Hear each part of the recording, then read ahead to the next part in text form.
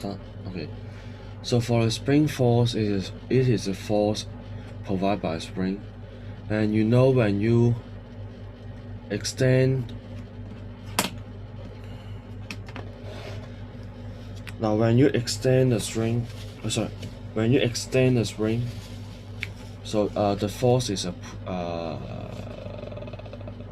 the string will tend to push you back. When you compress the spring wants to also wants to push you back to the original position. So no matter in which case, sorry,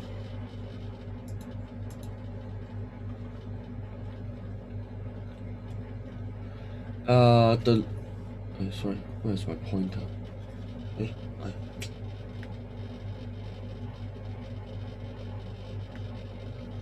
so we have a formula we call the Hooke's law. The formula is quite simple. That is Fu negative kx. K is a spring constant, or you may call it a force constant. It's stated here already. It depends on the stiffness of the spring. Or you may not know about the word stiff. Just think about how it is the difficulty to compress or extend the spring. So the larger the K is more difficult to compress or extend the spring. X is the extension or the compression. We take why there is a negative sign here, because the force F is a we have a term we call restoring force. When you think it like this, okay, this is the like X must be measured from we call it the equilibrium. Sorry, no. It should be measured at the natural length position. Natural length is the length of the spring where there's no force acting on the spring. That you may say it is original length. Okay, we call it the natural length. So in this case,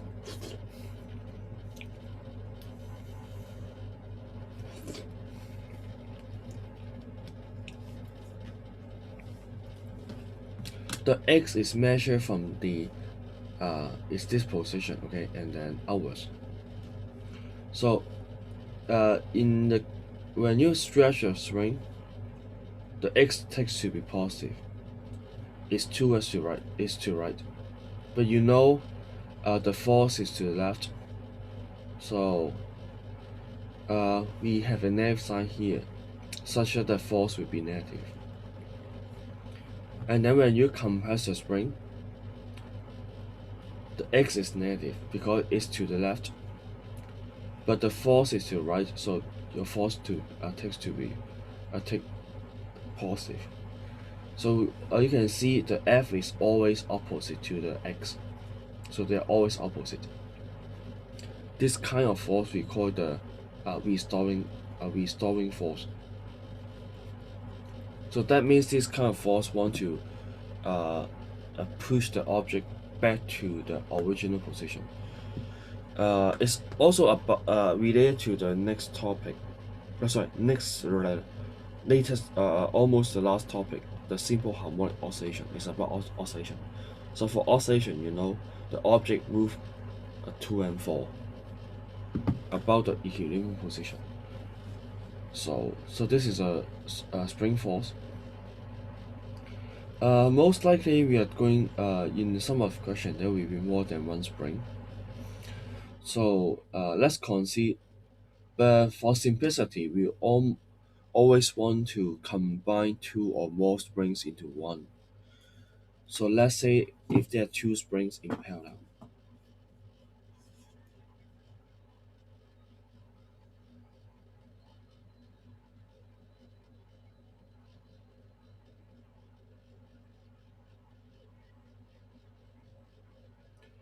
So when there's two springs in parallel, when you want to consider that there's only one spring, so given the same amount of extension or compression, uh, this one spring will give you the same force, same amount of force as these two springs. So how can we do it? So first of all, let's consider you stretch, you just move this object up to the right by the amount of extension x.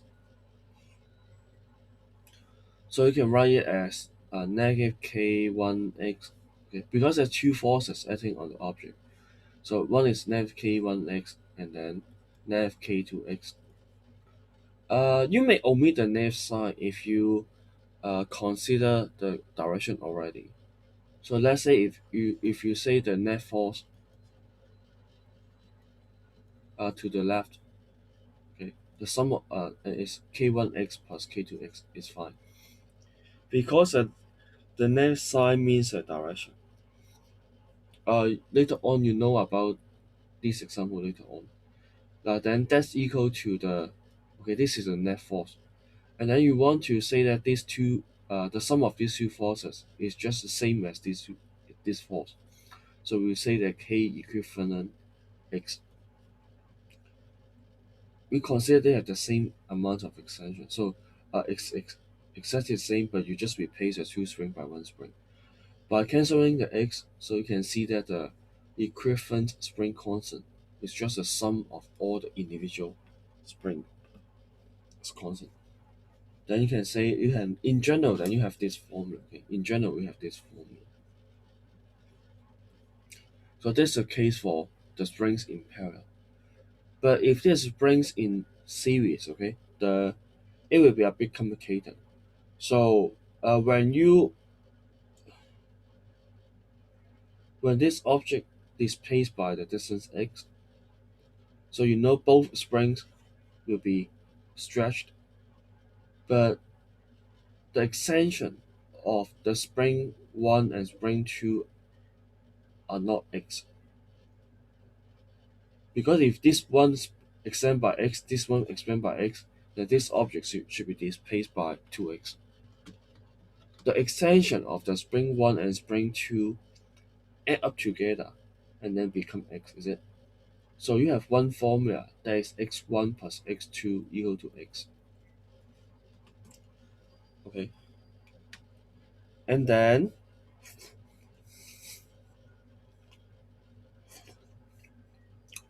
you want to replace these two springs in series by one spring. You're still considering that the same object is displaced by the distance x, but just replace the two springs by one. So then we need to consider the force. Consider the free-body diagram of this object. You know it is connected to the spring 2. So that means there's only one force exert on this object. That is the spring force by the spring 2. It should has the magnitude that is k2x2. Okay. And in this case,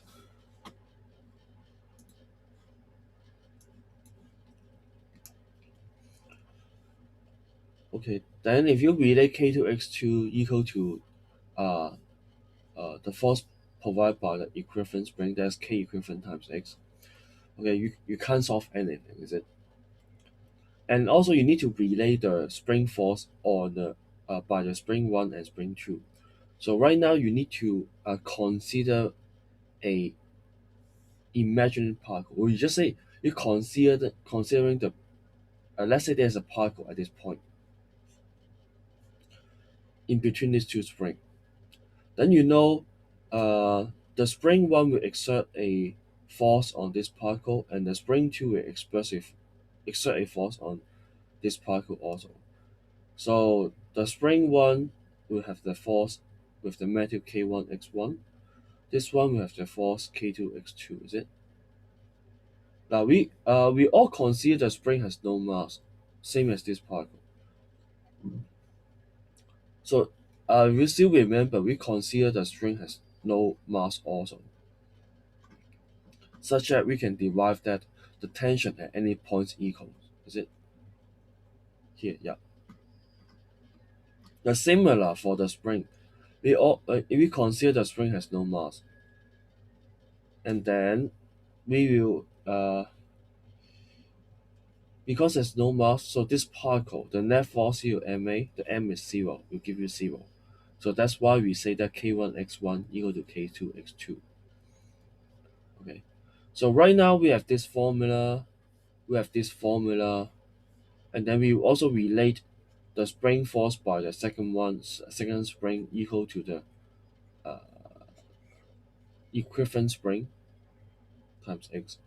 And then you need to combine, okay, solve these three formulas such that, okay, you want to solve it such that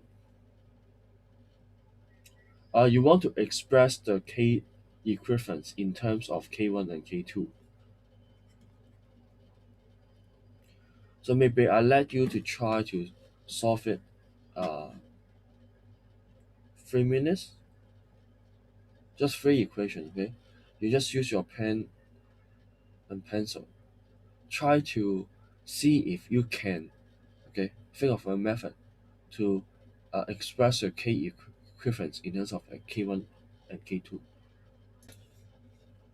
So let me give you the idea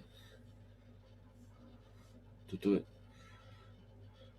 So this is your final goal, is it? This is final goal. So that means you are not using this formula in the first step. This is your final goal. And then so you need to make use of these two formula to try to eliminate something, maybe. So what you need to eliminate, so is it x2 lor? Because in this formula you want to, or you can say it like, if you can express x2 in terms of x, then finish the question. So what to do is just to use this one, and then want to express x2 ma. So need to express x1 in terms of x2 lor. So this x1 will be using the second formula to become like,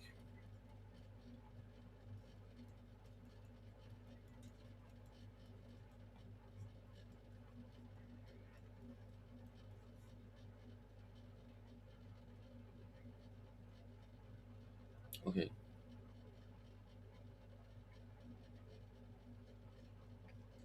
then just move it here.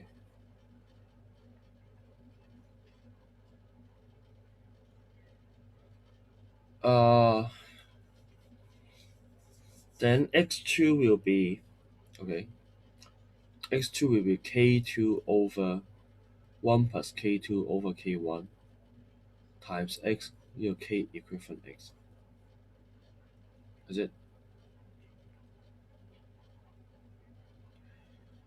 Then you can cancel out the x on both sides.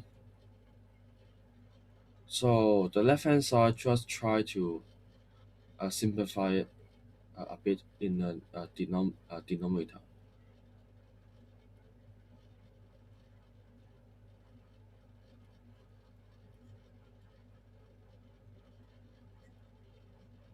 If you want to express it more beautifully, okay, so you need to just swap the numerator and denominator.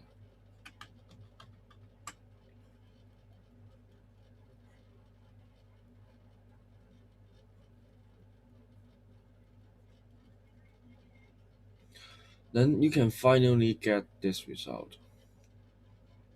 Get this result. This one.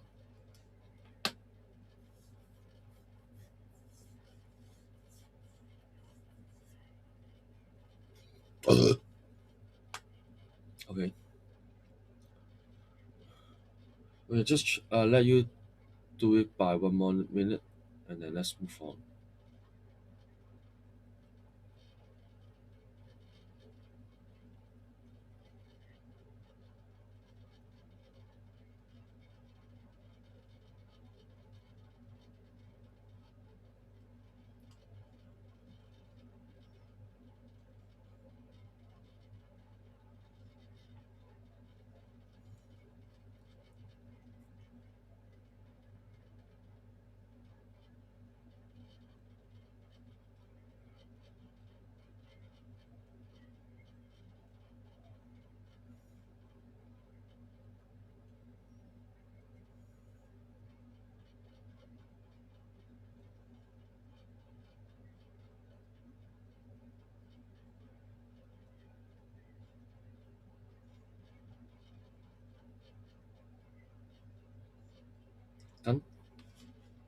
Okay, let's move on.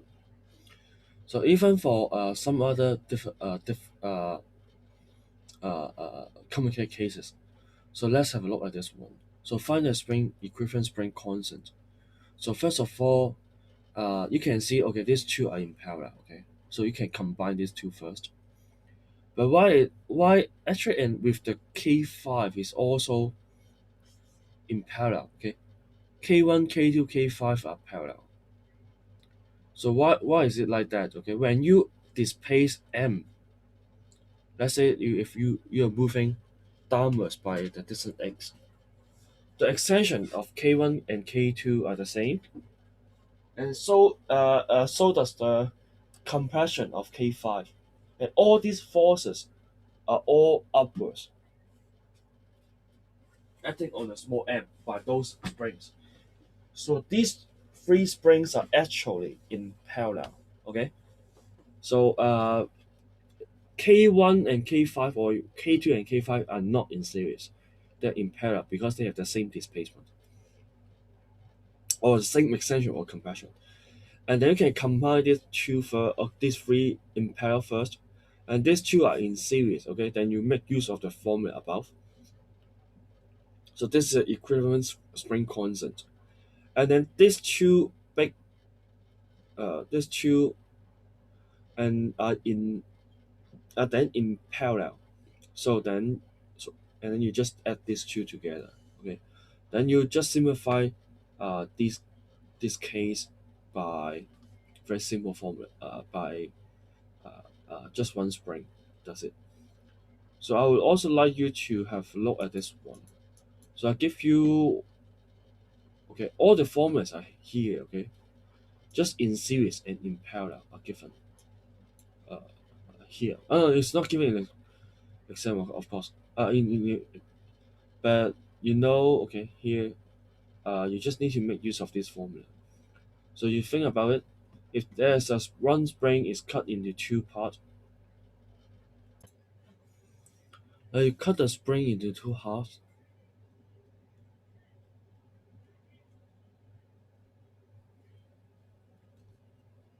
So you can consider these two springs are, if you combine these two, okay, let's say this spring constant is K, and then let's say this spring constant K prime is also K prime. Of course, they're identical uh, springs. And then, so these two springs connected in series, and then will give you the same spring on the left hand side, is it?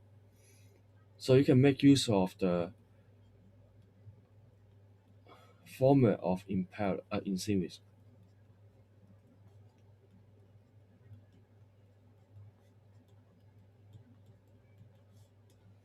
Okay, then you get 2K.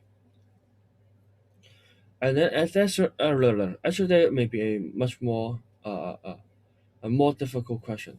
So let's say if you're cutting a spring but not into two equal halves.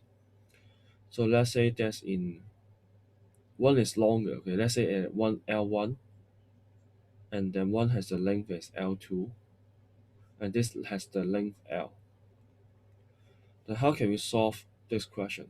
You have some idea from this formula. Maybe because you cut it into half. So and then it's related to the number 2. So let's say if you say like a K prime uh, times 1 over 2, okay, equal K times 1. So 1 over 2 is length, 1 is length. So actually can form a formula like KL equal to K1L1 equal to K2L2. And then after relating this, and also by using uh, the formula of spring in series, then we can solve the K1 and K2 in the, okay, that's it. So one more thing I need to teach about the spring is uh, the difference between the string and the spring. So give you one simpler example first.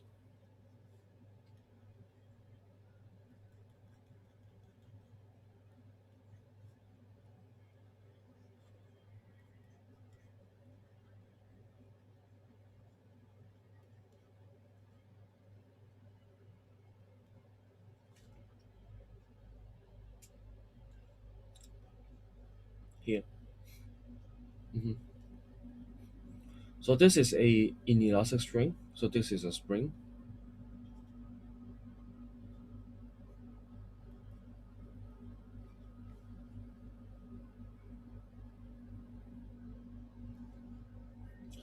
So first of all, let's find the magnitude of their force on uh, by a string on a spring. So the spring is pulling the spring add on the big M. So it has a magnitude of the weight of the big M. Is it? And then for the string, is actually pull. You can consider string pulling both big M and small m. Then we can say that this tension has a magnitude of the sum of their weight.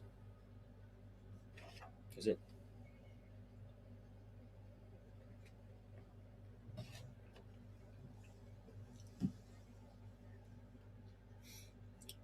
So let's say if we uh, I'll give you two different scenario. So the first one, let's say if I cut the string here. So after cutting a string, this tension should be zero. Is it? There's no string, there's no tension by a string. How about the spring force? There will be still a spring force. It has still will keep the same amount, same magnitude, right? At the moment, okay, just after you cut the string. But of course, later on, the spring will be compressed, and then become the magnitude will become smaller. But right after you cut the string, it has still has a magnitude mg. But why is that case? So because we consider formula Fu and Kx, the extension does not will not instantaneous change after you cut the string. Is it? After you cut the string, it won't become the extension. It won't this extension will not change instantaneous in a 0.0 second. Maybe move too much. But how about if we cut the thing? So what if we cut the spring? Then the tension in the spring becomes zero, yeah, because it's no spring. And then if we consider the tension in the string, so it will become mg right now. That's the weight of the small m. That's the difference between the spring and the string. The tension of the string can change instantaneously, but the tension or the force in the spring cannot change instantaneously. So that's the idea behind. So you have some other questions related to it later on. Well, then let's move on. Now we have talked about all different kinds of forces already, and then later on we'll have you may have a look at these two pages by yourself. Now let's have a look at one.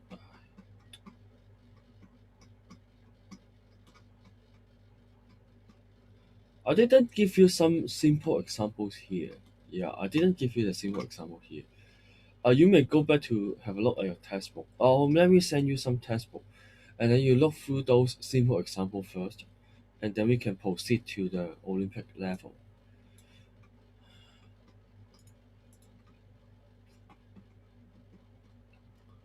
Now here are some tips for to do the dynamics and analysis. So the first one is to choose a suitable reference frame. But we go to see this calculation later on. But right now, you will consider that all the reference frame you take will be the ground or the earth. So don't need to consider it first. So the second one is to draw the three-point diagram. So three-point diagram is a pictorial device to help you to analyze the forces and also the moment. That's in the next topic. So this is a very essential. Uh,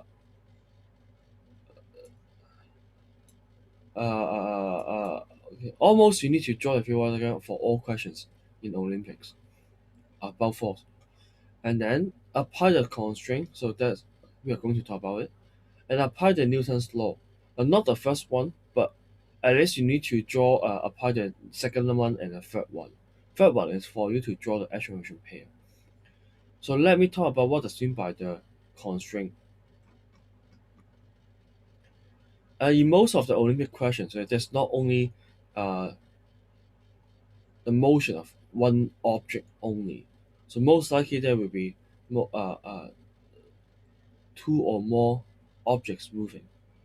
So when two or more objects moving, and of course we are talking about the objects that are in contact in some way, okay? And when the objects are in contact with each other, and then for their motion, there should be some relation between it.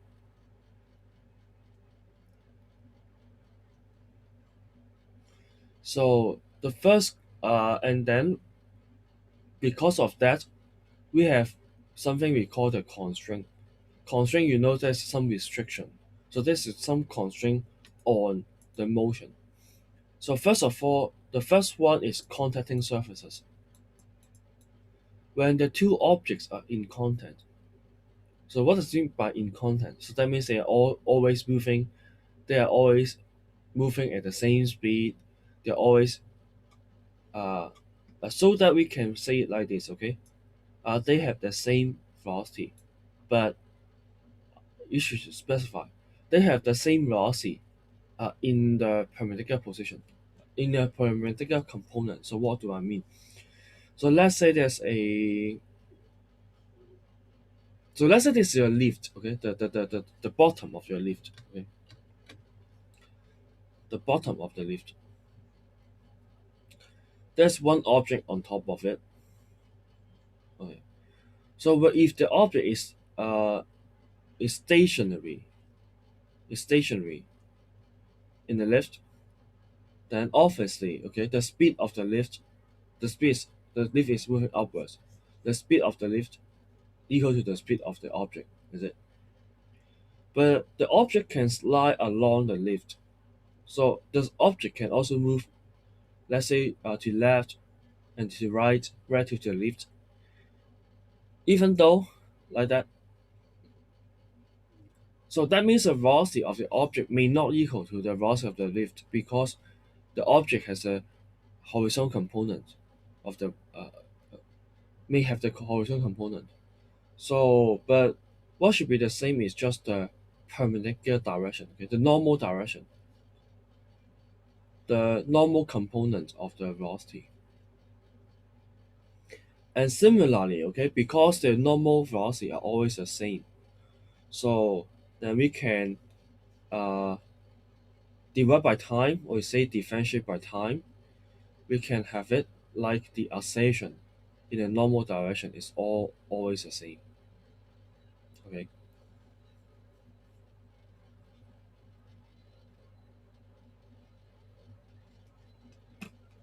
so this is the first constraint. The second one,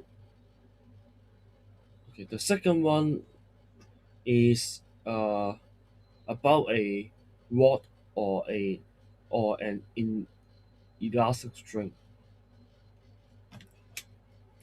So in general, okay, what you can see is the object can that there can be a velocity along the direction of the rod or the string. There can also be a velocity in the perpendicular direction. So, but because we assume that it's a rigid rod and inelastic string, so that means the length or the distance between this object and this object does not change. So therefore, I hope you can understand very understand it. So these two, the velocities along the rod should equal. Okay.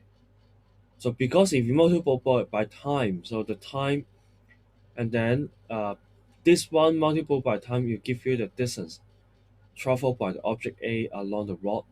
So this one will give you the distance traveled by the object B along the rod. So because the distance between them does not change, cannot be changed. So these two should be equal. So you have this idea, okay? This one. Then let's have a look at this example. So let's say there's a rod sliding like this. A and B are the end points of the rod, and then the velocity of A and B are VA and VB. Then we want to find the relation between uh, VA and VB. Like you may consider that A and B are the points on the rod. So remember, we are talking about this one, and then we need to decompose the velocity of A and B along the rod. So that means for VA, okay, along the rod will becomes VA cosine theta. Okay. And you know this is 90 degree minus theta. So along the rod, the velocity of B will become VB cosine 90 degree minus theta. So cosine 90 degree minus theta, I hope you know that this is equal to sine theta. So we can write it like VA cosine theta equal to VB sine theta. Okay. And then that means VA equal to VB tangent theta. Now, always make use of this rule. Don't make up the formula by yourself. So some students may think it like that. Okay. Okay. You may form a that means we may form a triangle. Okay. VA theta, and then VB, and you say that VB equal to VA times tangent theta. That's wrong. It doesn't necessary to form a right angle triangle like this. There's no any rule. So you need to derive the velocity between these two objects by making use of this constraint. So actually there's only most likely there's only two constraints. So one is contacting surfaces. One is the velocity along the rod or along the string. So let's have a look at some of the exercise. So let's say for this one, exercise 1. So first of all, we're talking about the velocity of object A and B, how to relate them together. So let's say for this one, and then you know this angle is also 30 degrees, is it? But it's still angle of triangle. And then let's say this has a velocity V.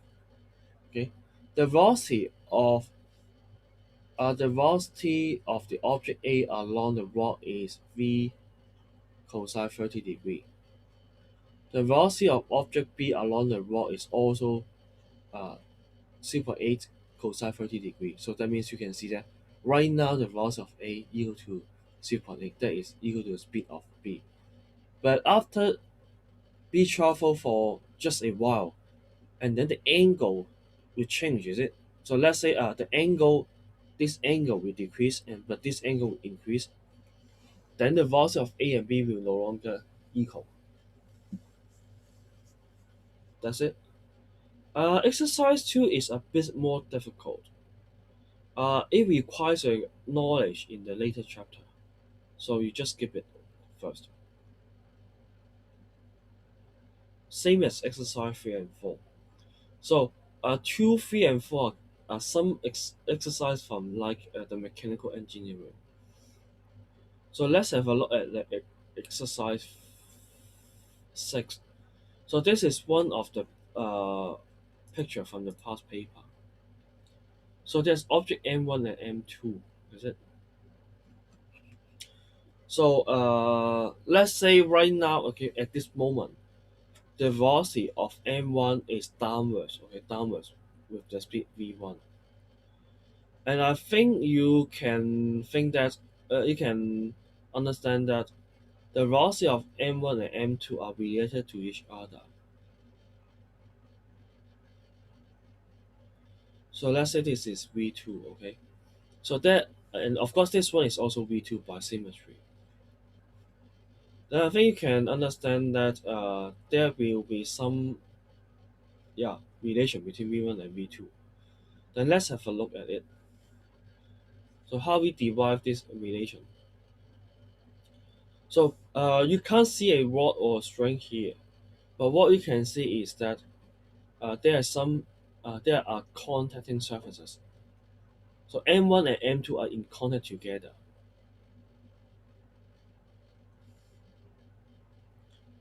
So this is the contacting surface, is it? And then we take the normal direction, okay? And then you need to decompose the velocity along the normal direction. So this is V2.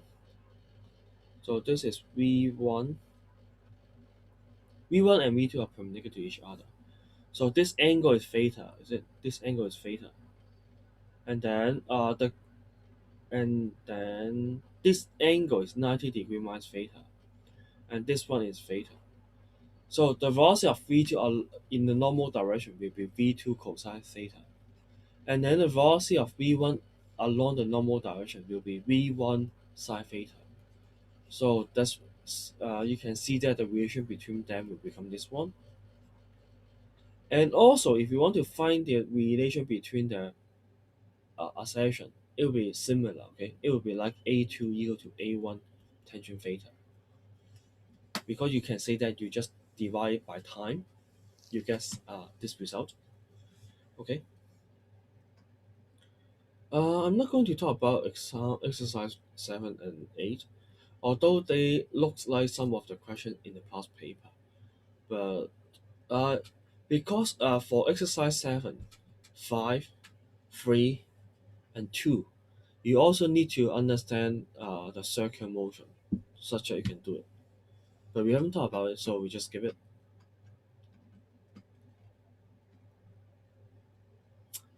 Exercise 11 is quite annoying. Yeah, it's quite difficult. You may try to do it, but I can say that the answer is not that uh, easy.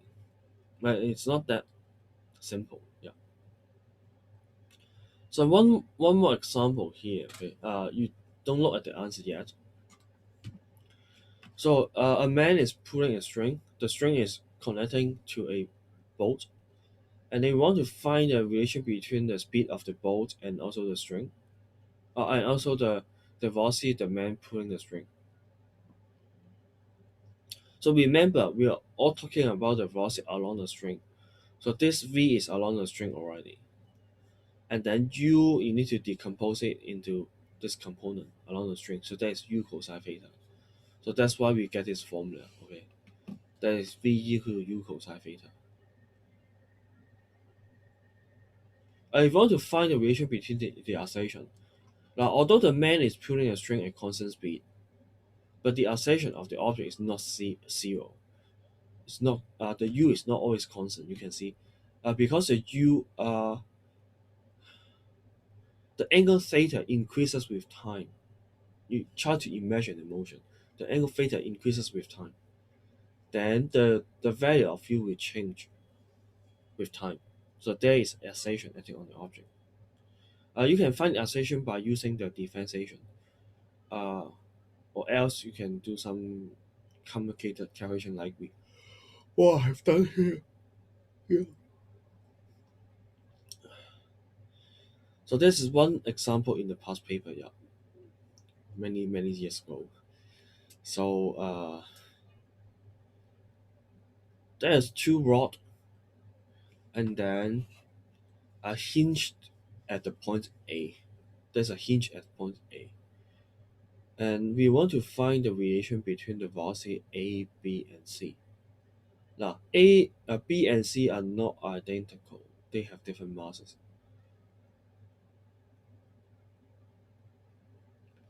And then, so the velocity of A, B, and C are not equal, and A will A is not moving vertically downward. I think you can understand. So we want to find the relation between them. Then what we can do is like,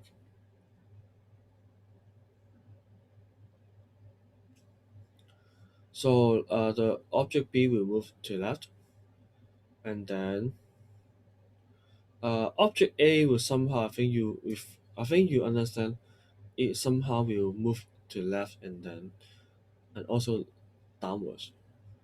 So let it to has two components,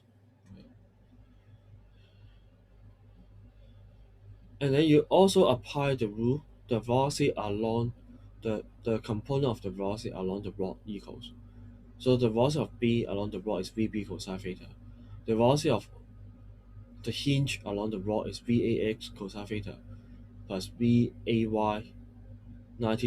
cosine 90 degrees minus theta or sine theta. So that's how you can see it. You may ask why we need to add these two together, because uh, the two velocities of the object A also have the components along the rod. So that's like that. So it's like that. Okay. So similarly for the rod on the right hand side. So be aware that this one, after you decompose a component along the rod, is in this direction. It's different from this one along this direction. So you need to take the minus sign here.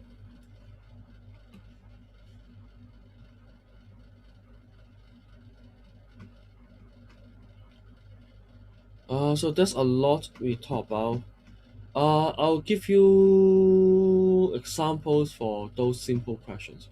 You have a look at it before our next lesson. Okay, next lesson will be on next Wednesday. So I'll also give you some exercise to do and to see if you can digest those simple questions, and then uh, uh, yeah. So I'll give you some for those questions. First of all, you need to understand the free body diagram, and then the next is you understand how we write the Newton's second law formula, how to apply the Newton's second law, okay, and then how to solve the acceleration or the all the forces. Okay, I'm really a bit really tired right now, so so let's meet on Wednesday. I'll give you the materials tomorrow, okay, or tonight. Okay, see you. Bye bye.